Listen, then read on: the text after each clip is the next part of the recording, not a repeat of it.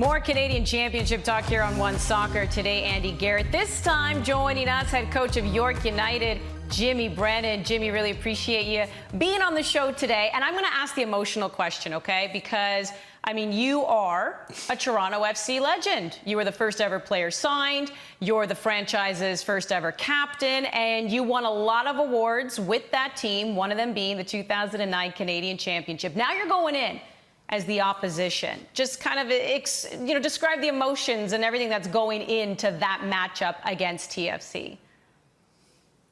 I mean, for me, I'm excited about the opportunity, to get on the sidelines and coach against the club that I've had so many great memories with, and was fortunate enough to captain and win a championship with the Canadian Championship with TFC. We had some great times. But it's something new to me now, being a head coach of York United and heading back down to BMO Field to get one up on one of my old clubs. So it will be a lot of fun. There's a lot of emotions going on, but at the end of the day, look, it's not about me. It's about the players getting out there, performing to their capabilities, enjoying the moment, and embracing this challenge. And I know our players are well up for it. So we're all looking forward to this game on Wednesday night. Jimmy, if there's any chirping or words on the touchline, just let them know my name is actually on this building, and just point. It'll be brilliant. Jimmy, obviously a lot can happen in cup competitions. You had the experience against Montreal in 2019. You yourself as a player have played in the EFL Cup, the FA Cup. You've scored goals in the FA Cup as well. So what do you tell your players about the experience and how, really, anything can happen in a one-off game like this? That's why cup games are so special. You just never know what's going to happen in one-off games. You see it all the time around the world, and like you're saying there, whether it's the FA Cup or Football League or any cups around the world, the lower clubs or the smaller clubs are always trying to be the giant killers. And at that time, it's whoever's going to work the hardest and grind it out the most, and you do need a little bit of luck as well on your side. And you never know what's going to happen within that 90 minutes. So for us, we've got a game plan. We know what we want to do. We hope we execute it. And we'd love to come away winners at BMO Field. Mm-hmm. What would a win mean for York United? Because you're also going up against a club who you're fighting for that space with, right? Both Toronto kind of centric teams here. So what would a win actually mean for York United over Toronto FC? I think more than anything for ourselves and our supporters, it'd be huge confidence for us. It'd be a massive confidence boost. And that you hope carries on into our domestic league, so that we do finish off the season in that playoff spot. But at the same time, look, Andy, we've got to be realistic. Toronto FC is a monster club, probably the biggest club in the country. They've had so much success winning MLS Cups and Canadian Championships. And they've had some big name players over the years and a huge budget. So for us to even try to compete with them right now at this stage, no, there's got to be a great deal of respect from us as an organization to TFC. But for us, it's about focusing on ourselves and trying to get our job done and come away from this game with a win. And like I said, I think that would give us huge confidence as a club and an organization, and something to build on. You've had so much success with so many very young players, really just starting their careers, Jim, over the course of this season, yet you found this very good run of form. You've only lost one game in 11 in all competitions. Meanwhile, TFC, they've been wobbly at best over the course of recent months. Do you think that confidence, do you think that form will matter heading into this game and maybe bridge some of that gap between experience and inexperience and the massive payroll they have, versus what, kind of a team that you're growing from the ground up here? Yeah, I mean, look, for the size of TFC, they should never be in the position that they are right now. And it's sad to see they're going through a difficult time.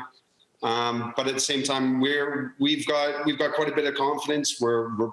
We've had some great results over the past number of weeks, and we need to carry that momentum into this game. When you look at it as well, a lot of our players, these young GTA boys have grown up Toronto FC fans and supported this club since they were kids. So they're relishing this opportunity to play against some of these guys that they watch on TV and that they've supported over the last number of years as kids.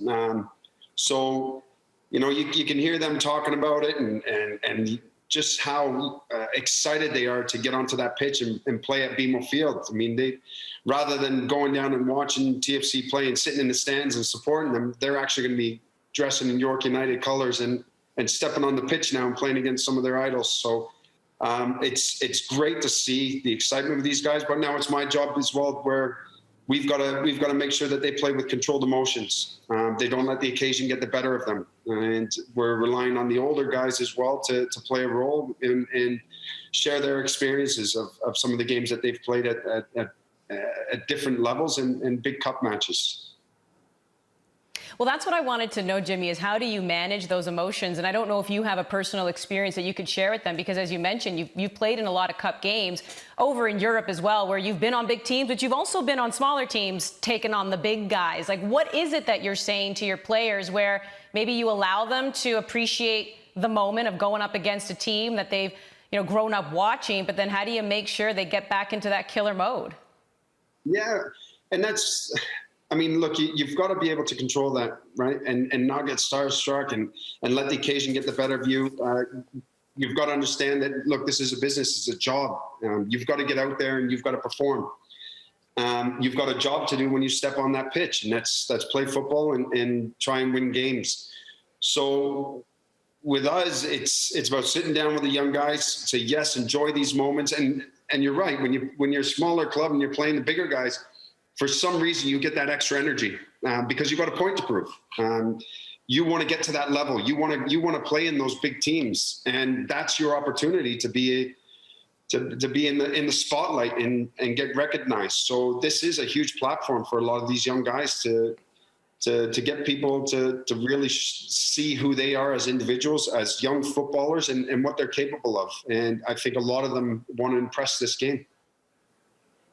And let's be honest, I mean, the last 16, 17 months have been full of challenges, right? Like playing in the island games, starting the season in the bubble, dealing with a level of unknown. But, you know, this is just from the outside looking in. It looks like you and this group are just having a ton of fun. You got Vroom Vroom Ferrari, you got Abzi, Zator Step. Like, it's a fun team to watch, Jimmy. Like, what do you like the most about your group? And is there really that camaraderie? Like, it just seems like all the guys are just having a really good time. Look, we're very fortunate. We got a good bunch of guys in that dress room. You know, they're friends off the pitch. They're friends on the pitch. They're always together, always hanging out. And for me, I just love the energy that they bring. They bring great energy on the pitch, off the pitch. You know, they're always having a laugh. They're always messing around, joking with each other. But when it's time to work, they work. And they've got great work ethic, which I love. They respect one another. They respect the game. And they've been an absolute pleasure to manage and coach. So for me, definitely, I think one thing is definitely the enthusiasm that they bring in. And that reflects when they play. You can see the energy that they have. They never take a day off. The foot's always on the pedal. And then when they do celebrate, they're all together, which is hard to find a lot of the times in teams being that cohesive and working for one another.